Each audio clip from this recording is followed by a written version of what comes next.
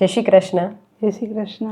આજે આપણી સાથે જે નિરાલીબેન એમની 4 મહિનાની બેબીને લઈને આવ્યા છે. ખાસ તો જે બહેનોને કોઠાની ગરમી હોય, બધા જ રિપોર્ટ્સ નોર્મલ હોય, પણ પ્રેગ્નન્સી ન રહેતી હોય તો એમાં આયુર્વેદ દવાથી કેટલો ફાયદો થાય છે એનું ઉદાહરણ નિરાલીબેન છે. નિરાલીબેન, તમે મારી પાસે આવ્યા ત્યારે તમને શું તકલીફ હતી? મારે માસિક અનિયમિત હતું અને વચ્ચે વચ્ચે ગમે ત્યારે પણ ચાલુ થઈ જતું. કેટલા દિવસે ચાલુ થઈ જતું? 15 દિવસે થઈ જાય, 7 દાડે થઈ જાય. કઈ નક્કી ન રહે? નક્કી નહીં. અને માસિક વધારે આવતું તો એને કારણે શું તકલીફ થતી તમને? શરીર આખું ઓલું દુખે ને માસિક વધારે આવે ને ચક્કર ને ચક્કર આવતો, થાક લાગતો, વાળ ખરતા. હા, બરાબર છે. અને નિરાલીબેનની મોટી બેબી 10 વર્ષની છે. ત્યાર પછી પ્રેગ્નન્સી રહેવામાં પ્રોબ્લેમ થતો હતો. તમને શું તકલીફ થતી હતી? પ્રેગ્નન્સી રહી જાય પણ ખૂન ચાલુ થઈ જતું. એટલે એવું કેટલી વખત બન્યું? એવું 2 વખત બન્યું. એટલે ટૂંકમાં પ્રેગ્નન્સી રહે એટલે કેટલા દિવસે માસિક ચાલુ થઈ જતું તમને? માસિક 7 દાડે થઈ જતું. 7 દિવસે ચાલુ થઈ જતું. એટલે 1.5-2 મહિને એવી તકલીફ થતી? હા. બરાબર. એવું 2-3 વખત થયું? હા. પછી તમે એના માટે કોઈ ગાયનેક ડોક્ટરની દવા લીધી હતી? 6-7 ડોક્ટર બદલાવ્યા. એક ડોક્ટર કે કોથળી સાફ કરાવવી પડશે અને બધા અલગ અલગ રીઝન આપતા. ત્યાર પછી તમે કોથળી સાફ કરાવી હતી? હા, એકવાર કરાવી હતી. એ કરાવ્યા પછી તમે પ્રેગ્નન્સી માટેનો પ્રયત્ન કર્યો તો પ્રેગ્નન્સી રહેતી હતી? ના, નથી રહેતી. બરાબર. બધા ડોક્ટરનો અભિપ્રાય શું હતો?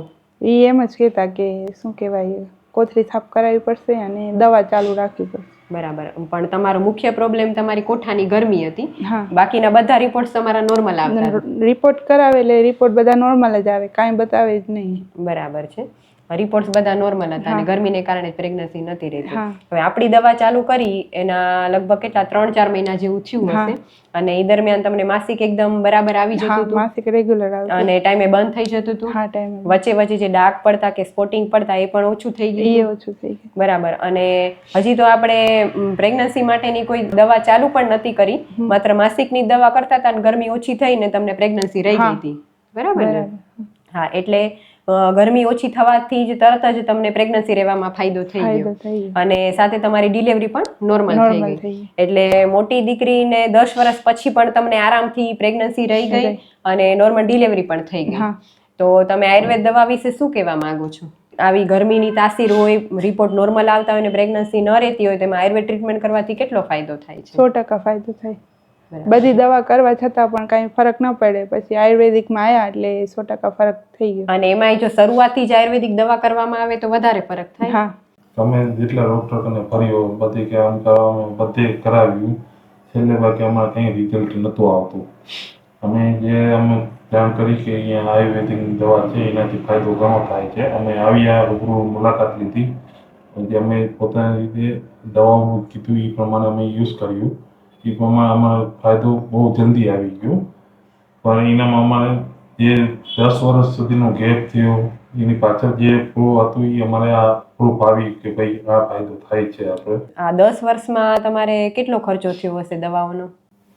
લાખ માથે હાલી ગયો હશે અમારો, કેમ કે બધી જગ્યાએ અલગ અલગ ડોક્ટરનું બતાવે એ પ્રમાણે હાલ્યા, પણ કંઈ અમારે રિઝલ્ટ મળતું નહોતું.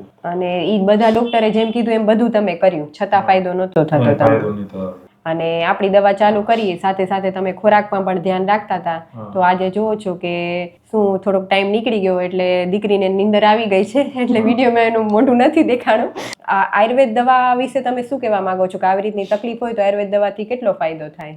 આવી રીતે તકલીફ હોય કે કોઈ પણ બીજી પણ તકલીફ હોય, આપણે આયુર્વેદિકની દવા લ્યો, દવાથી ઘણો ફરક પડી જાય છે.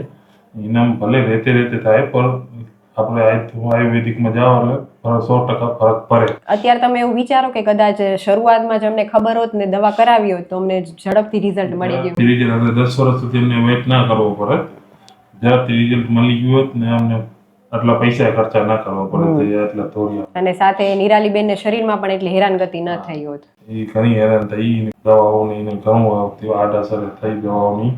આપણે આયુર્વેદિકમાં આવીએ એ પ્રમાણે ઘણો ફરક પડી ગયો. અને અત્યારે આ તમારી ડિલિવરીની 4 મહિના થયા છે તો અત્યારે કઈ શરીરમાં તમને તકલીફ? ના, કાંઈ નહીં.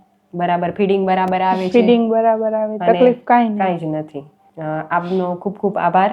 જય શ્રી કૃષ્ણ. જય શ્રી કૃષ્ણ.